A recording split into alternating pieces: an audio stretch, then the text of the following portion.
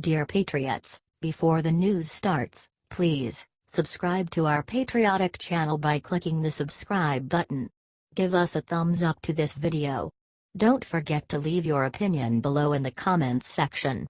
Share the news on Facebook and Twitter so your friends see it. Thank you. Right after her big interview, Trump destroyed Hillary Clinton with a one monstrous sentence. I was hoping not to have to bring her up again, but this time it was just too darn amazing the way President Trump took down Hillary Clinton this morning. So last night she was flying high after a softball interview on Stephen Colbert's show. She talked crap on the way Trump handled North Korea and even tried to give him tips on how to handle it. That's when Trump decided enough is enough. He woke up early, picked up his phone, and reminded the world that it was Hillary Clinton's foreign policy that gave North Korea nukes in the first place. Ouch! The truth hurts, don't it, Hell-ary?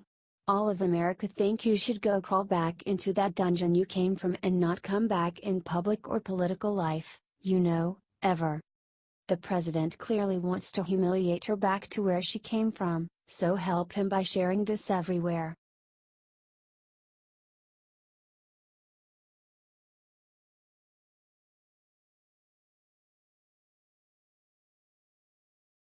After Melania gave amazing speech at UN, somebody disgusting stabbed her in the back. Liberals are disgusting. First Lady Melania Trump gave a beautiful speech at the UN on Wednesday. Melania called for people to protect the children. No child should ever feel hungry, stalked, frightened, terrorized, bullied, isolated or afraid, with nowhere to turn. We need to step up, come together, and ensure that our children's future is bright, Melania said at a luncheon in New York. Liberals immediately attacked her for President Trump's bullying, mainly referring to internet memes he posts. Liberals then immediately attacked Melania Trump for the bullying that they think Trump does. The left has no sense of humor anymore. It is awful. Share this if you support our First Lady and aren't ashamed. We have to fight back against the wickedness in this world perpetrated on children. It's funny to see liberals perpetrate wickedness on Melania's child literally after she spoke about it. Keep fighting, y'all.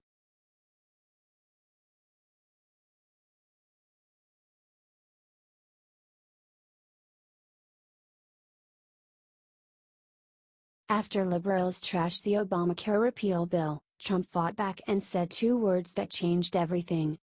For the last few days, a new Obamacare repeal bill has been picking up steam around the Senate. It looks so promising, in fact, that liberals have been relentless on attacking it. They keep claiming that it will force people with pre-existing conditions off their insurance and kill them as a result. Except for one problem. They are dead wrong. Now President Trump has shown up himself to fight back.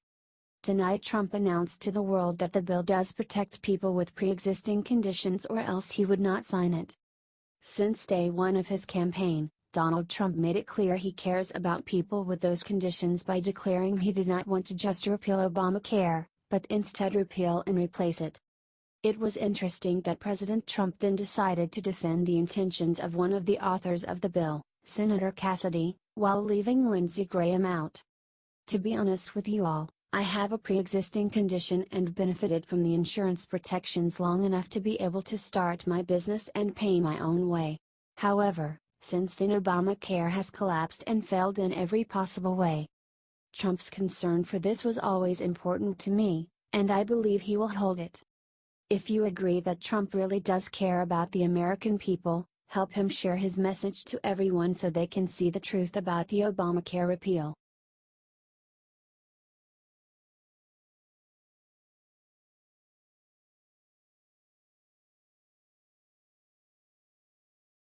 After Trump's UN address, Clinton has schizophrenic meltdown on live TV.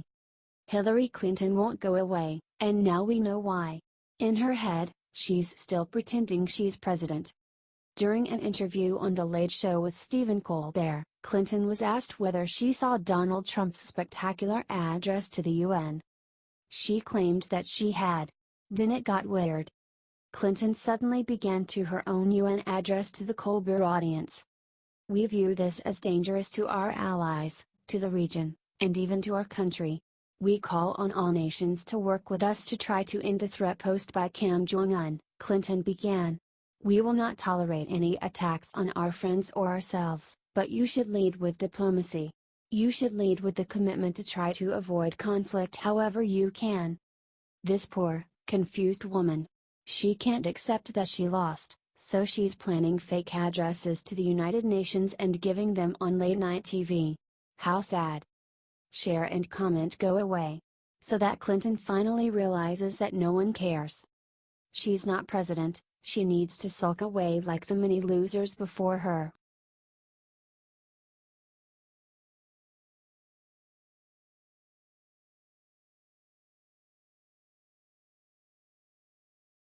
Right after revealing heartbreaking disease, Ivanka looked into camera and did the incredible.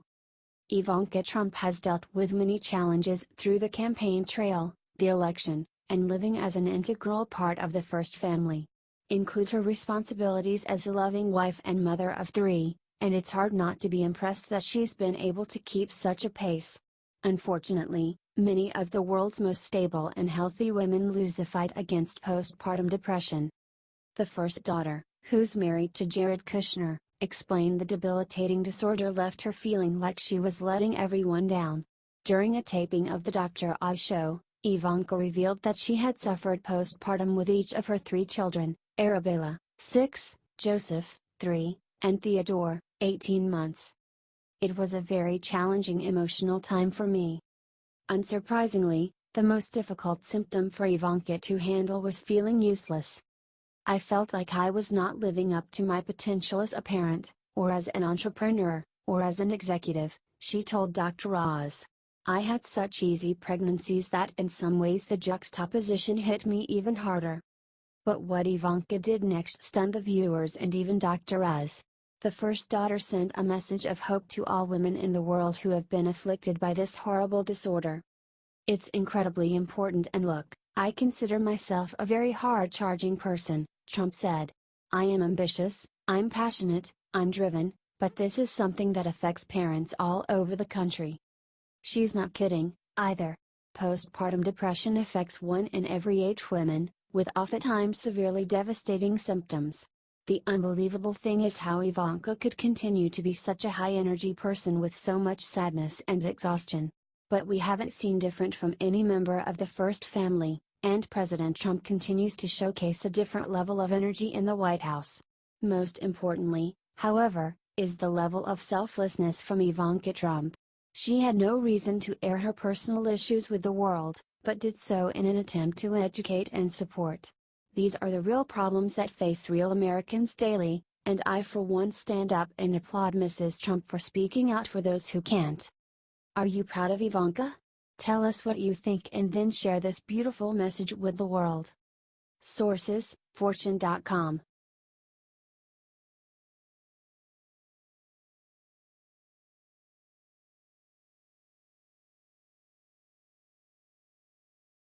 Sweet revenge. After Hollywood bashed Trump at the Emmys, he turned around and crushed them with this brutal response. The 2017 Emmy Awards were disgusting to say the least. The entire event turned out to be one big Trump-bashing fest. Our president was called a racist, a bigot and a sexist by some of the biggest names in Hollywood. Donald Glover even blamed President Trump for making black people the #1 most oppressed group. Someone needs to remind Mr. Glover that Democrats are to thank for that one, not Trump. But even with all of the name-calling and liberal hate, Trump ended up getting the last laugh. This year's Emmy Awards suffered the worst ratings of any Emmy telecast ever. The president took to Twitter to share his feelings on the matter. I was saddened to see how bad the ratings were on the Emmys last night, the worst ever. Smartest people of them all are the deplorables. President Trump is right. His base refused to watch, and it sent an undeniable message to Hollywood that was heard loud and clear. If these award shows ever want to get their ratings back, they need to start treating our president with the respect he deserves.